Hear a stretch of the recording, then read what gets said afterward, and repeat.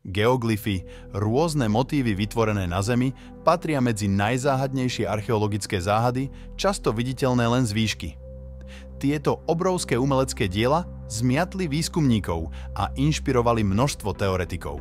Jedným z najznámejších miest geoglyfov sú Nazca línie v Peru.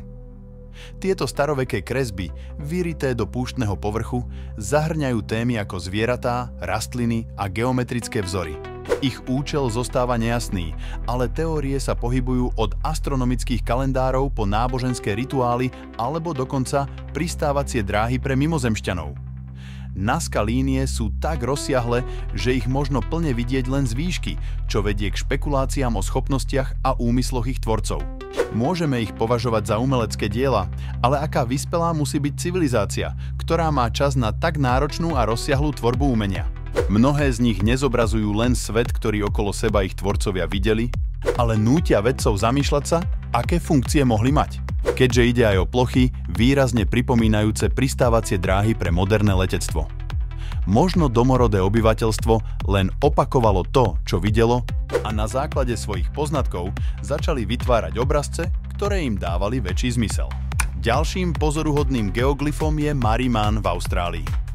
Objavený v roku 1998, tento obrovský obraz, merajúci asi 2,7 km, zobrazuje muža držiaceho bumerang. Pôvod Maremana je zahalený tajomstvom, pričom teórie naznačujú, že ho mohli vytvoriť miestni umelci, austrálski vojaci alebo dokonca americkí vojenskí pracovníci.